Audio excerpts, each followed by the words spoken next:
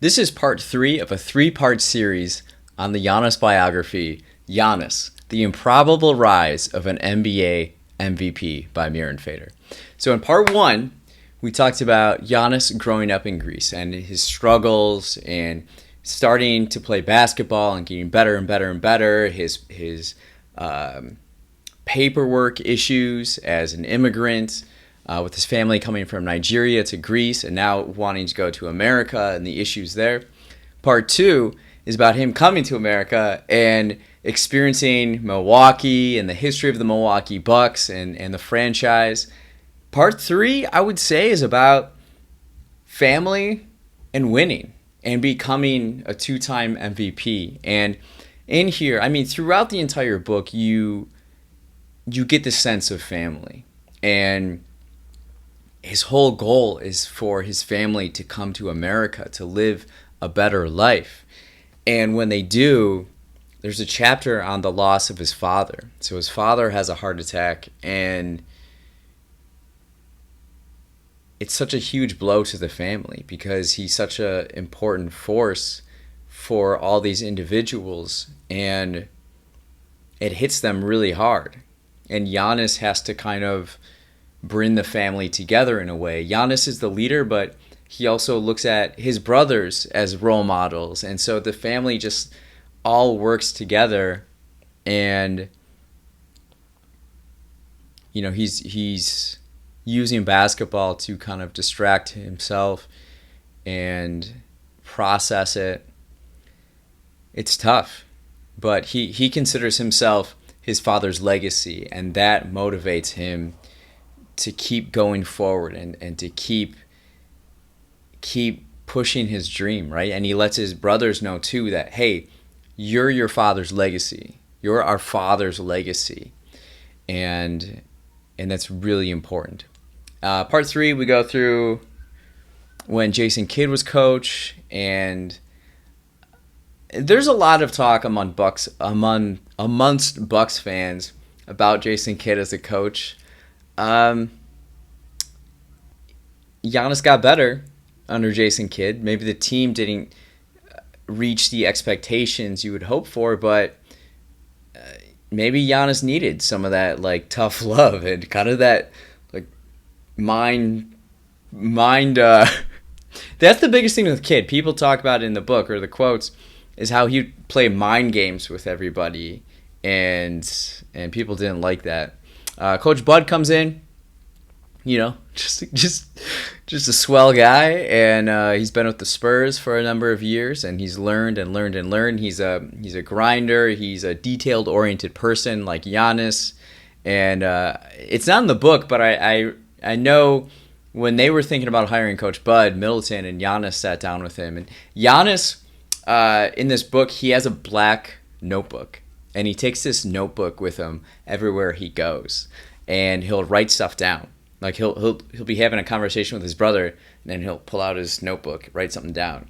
But no one knows what he's actually writing. So I would love for that notebook to be published someday. There's probably so many inspirational quotes and so many just little nuggets in there. That would be incredible.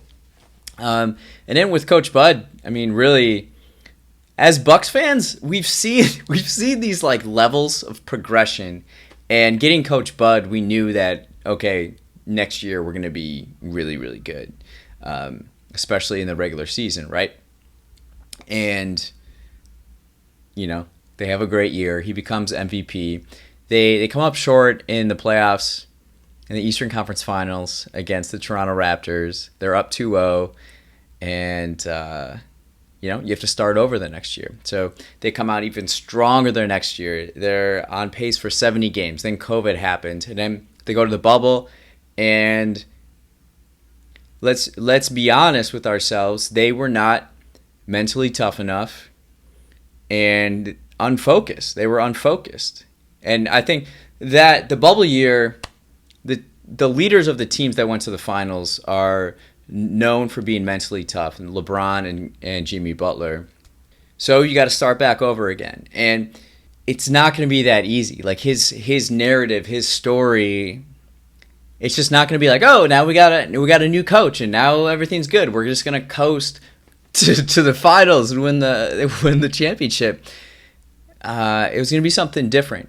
And in Greek mythology, the hero has to go through these trials and has to fight and has to sometimes fail to really become who they're going to be and be the hero that the world needs.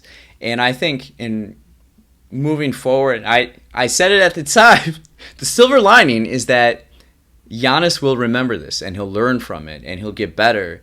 And in society, we don't talk enough, and especially in America, we don't talk enough about how failure can help you succeed later on. And we've seen with Giannis that that's the case. The crescendo of this book is Giannis, well, like winning back-to-back MVPs, but then signing the supermax. Because the story kind of revolves around him coming to Milwaukee. Jabbar leaves, and stars don't want to stay in Milwaukee, and you have this franchise that was just mediocre, and oh, now we got a star, and now he's going to leave. But he's a different cat. He's a different cat. And I know, like, leading up to this, the Supermax extension, we were always talking about it. We're all nervous about it because it's like everything we knew about him, everything about being so dedicated to his family and his story as an immigrant from Nigeria to Greece and then to America. This guy isn't going to leave. Like, he's building something here. He's truly remarkable and special. I don't think that. And you never really heard anything from him, any like subtweets or, he didn't really talk about it at all. And then he does it just like, what was it, like a Tuesday? He sends out a tweet or an Instagram post that's like so anti everybody else in the NBA who wants to have a press conference and probably do like a documentary feature about everything. Now he's like, nah, I'm going to come back. He loves basketball. He wants to play basketball in Milwaukee, and he wants to have a bunch of kids and raise them in Wisconsin. What is wrong with that? Nothing is wrong with that. And I think now he's probably the face of Wisconsin sports-wise. Rogers was that for a long while. But my friend and I were talking about this last weekend. We cannot stop talking about Giannis. So this was the first time we watched, my friend and I, Jason, we've been, for the last 3 years, we both live in Chicago. We like make appointments around Wisconsin sports to see each other, like going over to each other's houses or going out to watch the games. And so a lot of times we'll watch national TV Bucks games and watch those games together. And so all these years, all the playoff games, we were watching all these games together. We watched this whole finals run and playoffs. So we watched Game 6 together, pop champagne, smoked cigars. And it had been like, now we met up and it's almost been like a month and we're talking like, man, how you feeling? And we're still kind of riding this high, but it's been so physically, emotionally, and spiritually taxing. But we just can't stop talking about Giannis. I can't say enough great things about him as a player and as a person, and it's so special, and we're so grateful to have him for our team. But he's all about family, and people in Wisconsin care about family. That's a big deal. So when I go up to Wisconsin, I have conversations with people.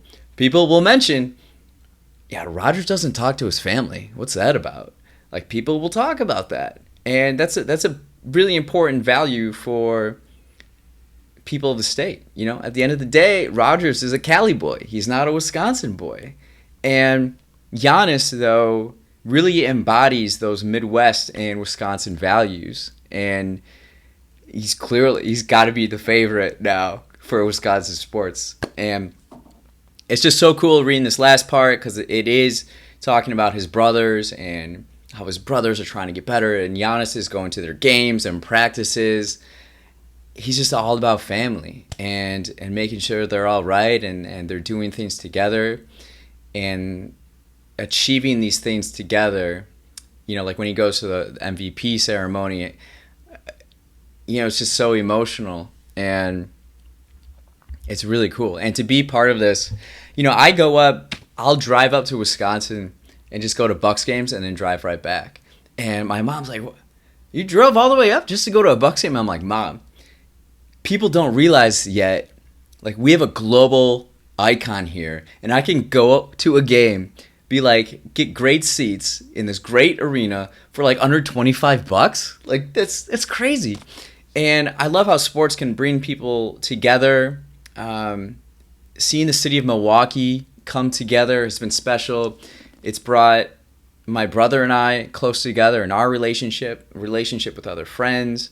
It's incredible. And even I love in here page 300. And he appeared even more dominant, dropping 50 points against the Utah Jazz in late November. I was at that game, and it was special because I went with my cousin who's battling cancer right now. He's a big Packer fan. He's never been a Pfizer for the Bucks game recently, and he's like, "Whoa, yeah, I like this Giannis guy. I like the Bucks," you know. So it's just really special, right? And then they mentioned too this game against the Lakers, and I watched that one with my friend Jason on national TV against the Lakers, and I mean, what more can you say? It's so special, and it's so exciting to see where this will go. He's, of all the current players, he's the one that can truly pursue the title of greatest of all time. And it means more.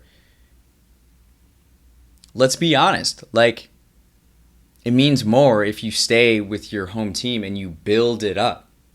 A lot of these players now are mercenaries. And if you read history books and you learn about history, they don't talk about mercenaries. They talk about the legends. They talk about people who've just like been through it all and didn't take the easy way out. And it will be so exciting over the next years. He's only at like, 60% of his potential. And this is so special. And as a lifelong Milwaukee Bucks fan, it's great. And I'm sure if you're a Bucks fan too, this is great. The national media doesn't want to talk about us, but here we are, NBA champions. And let's keep going. Let's keep going. And Giannis, we trust.